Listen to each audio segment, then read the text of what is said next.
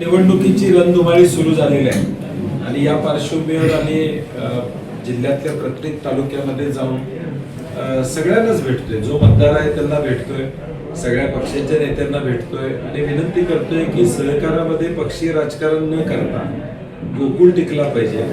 5.5 लाख शेतकऱ्यांना 10व्या दिवशी पैसे मिळणारी ही व्यवस्था आहे.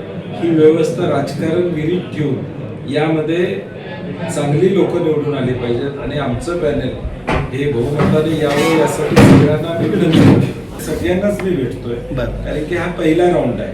जोपर्यंत प्रत्येक जण आपली काय असते शेवटी सहकारामध्ये मतदार राज्य मतदाराला भेटलंच पाहिजे.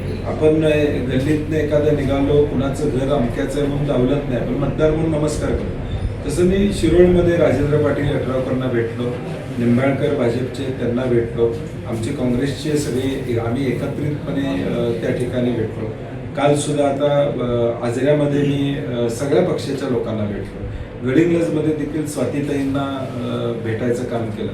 प्रकाश पटाडे राष्ट्रवादीचे त्यांना मी भेटलो आणि प्रकाश चव्हाणांची भेट देखील माझी त्या ठिकाणी झाली. पण शेवटी कसं आहे की आपण या जिल्ह्यामध्ये सहकारामध्ये राजकारण विरहित आपण अनेक निर्णय 50 वर्षात या जिल्ह्यामध्ये झाले की राजकारण विधानसभा जिल्हा परिषदचं वेगळं आणि सहकारातलं वेगळं असा अनुभव अनेकदा आलेला आहे. आणि मग सहकारात कुणाला भेटणं ह्यात गैर आहे असं मला वाटत नाही. गोकुळचा बाप हा दूध उत्पादक आहे.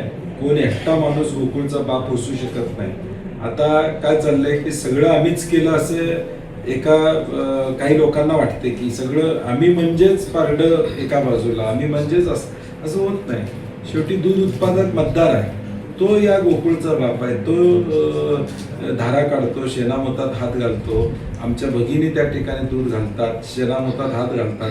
त्या खऱ्या अर्थाने या गोकुळच्या आश्रयदाता आहेत किंवा गोकुळचे खऱ्या अर्थाने बाप हा दूध उत्पादक आहे. महायुतीमध्ये पक्षांची साहेब सध्या भाऊगर्दी आहे आणि तिथं नाराजी निश्चितपणे होणारच.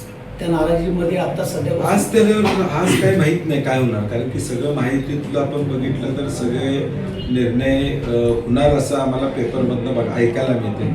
आज त्याच्यावर मी काही वक्तव्य करणार नाही.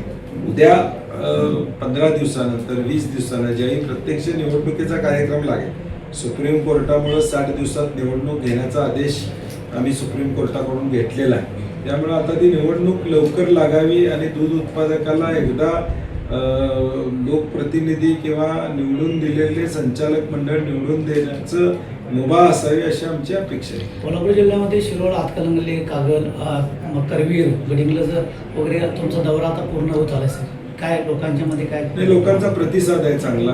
राजकारण विरहित गोकुळ असला पाहिजे अशी लोकांची भूमिका आहे. आणि मागच्या 5 वर्षामध्ये आम्ही जो कारभार केला, 14 रुपये दरवाढ म्हशीला दिली, गाईला 10 रुपये दरवाढ दिली आणि राजकारण विरहित गोकुळ ठेवण्याचं काम आम्ही मागच्या 5 वर्षामध्ये केलेलं आहे. आणि म्हणून लोकांच्याकडून माझ्याबद्दल अपेक्षा आहेत की त्याच पद्धतीचा कारभार या ठिकाणी व्हावा.